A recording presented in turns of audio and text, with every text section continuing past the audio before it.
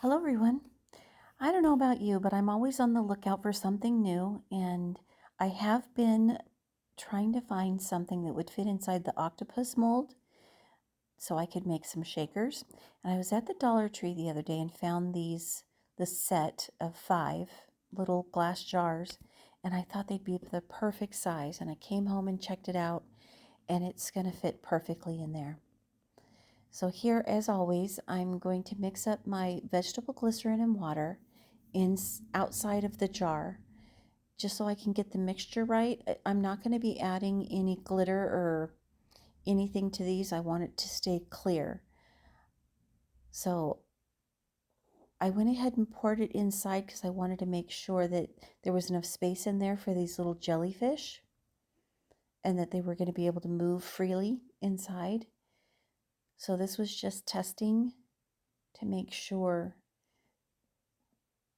that it worked out.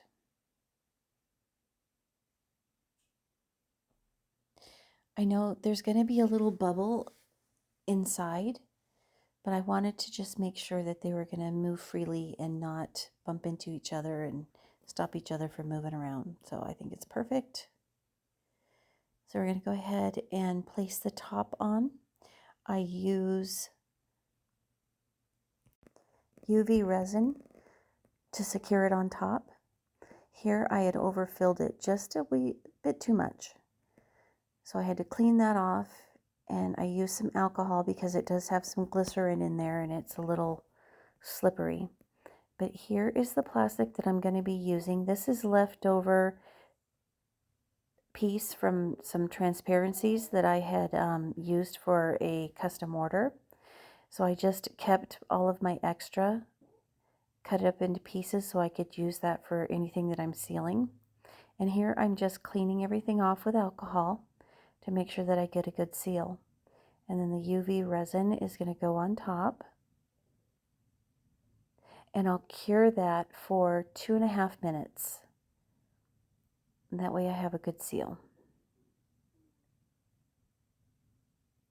Once that's completed, then I'll go ahead and trim that off, make sure that I don't have any leaks first.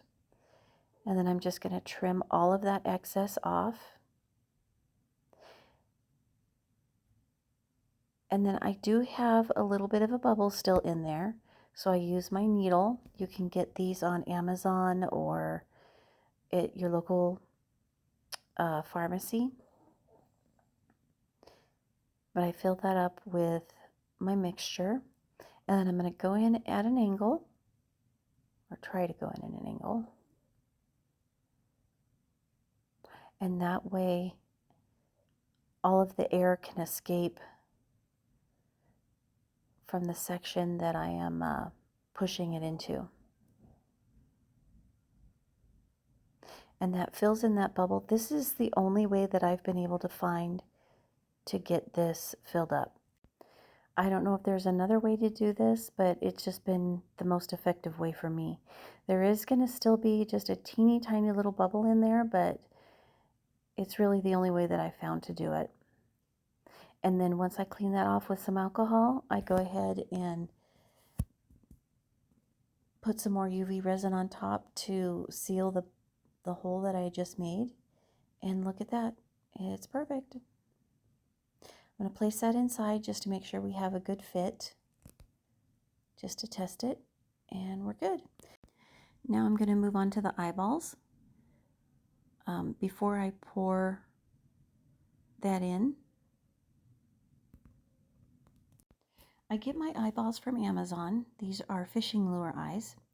They're round this time. I'm using the smaller of this set. I think it's cool. They're little stickers, so you can use them for a lot of different applications. But mine are round that I'm going to be using today, so I don't have to mark the back. I mark the backs with the slants. But you can see that they're round. And the stickers are actually pretty good little stickers because they're sticking to my glove. I had to get those off. But I'm going to be using UV resin. I just put a drop of UV resin in the little divot and then fit perfectly inside. I cure this for 1.5 minutes. on the back, and then a minute and a half on the other side as well. I flip it around and do it again. That way I get a good cure, because you don't want that to be uncured. Otherwise, you're going to have a gooey mess when you take them out. So I use alcohol to coat the outside of the jar. I don't want any bubbles to be sticking to that. And then I went ahead and added some moss, some dried green moss, to the base. This actually floats on top, and this is going to cover that base that I had attached the clear seal to. Now, since I was already doing an ocean theme, I had everything out. I went ahead and poured some clear resin in these other two as well. So I did another octopus and then a frog. Both of them have the shells and the moss in there, and then I went ahead with shells. This is the day after, or 4 hours later, when they were cured enough so I could add the shells, and I just did a little base of shells. And this base of shells on the shaker's in the middle, is going to finish covering that seal. I added a few drops of blue pigment to my clear resin, and I started with the base. And then here in a little bit, I'm going to be adding some more drops to it. I noticed when I was pouring this, there was a big, huge air bubble that got caught under there. The shells were blocking the resin from filling this area in, so I had to make sure. You can see that clear or white area, that's a big air bubble. So I had to move that around a bit just to make sure that their air pocket was completely filled in. I didn't like how light it was, so I added some more pigment just to make it a little bit darker. And then I fill in all of my tentacles first just to make sure that there's no air bubbles that get stuck in the tip. This method has really worked out well for me. I do the same thing for the toes on the frog. And you really need to keep an eye on this for a few minutes, because adding those shells in there, for the most part, they stay put, but some of them will fill with air. And if I can't get them flipped over to get the rest of that air removed, they're just going to keep floating. I've tried and tried to. Sometimes I am able to be successful in getting them to stay down, but for the most part, once they start floating, they're not going to stay down. So you will have to keep an eye on these and make sure that those shells get removed. Once they have the resin on them, if you remove them and set them aside, you can clean them off, of course, with alcohol, or just go ahead and let them cure with the resin on them, and that way you can use them for your next project and they'll stay down since they have the resin weighting them down. So I added even more color. The pigment, I still wanted it just to be a little bit darker. And I did have to make several batches of resin. I just wasn't gauging it well enough and had to make some more to fill all these in. The same thing with the frog. Make sure you keep an eye on that you fill in all the toes so you don't get any air bubbles, and you keep an eye on those shells and make sure you remove anything that won't stay down. And that was it. I just had to wait overnight. And here we go. So I did have one rogue shell that came up on me when I wasn't looking. But these frogs are my best sellers. I've sold out every single one.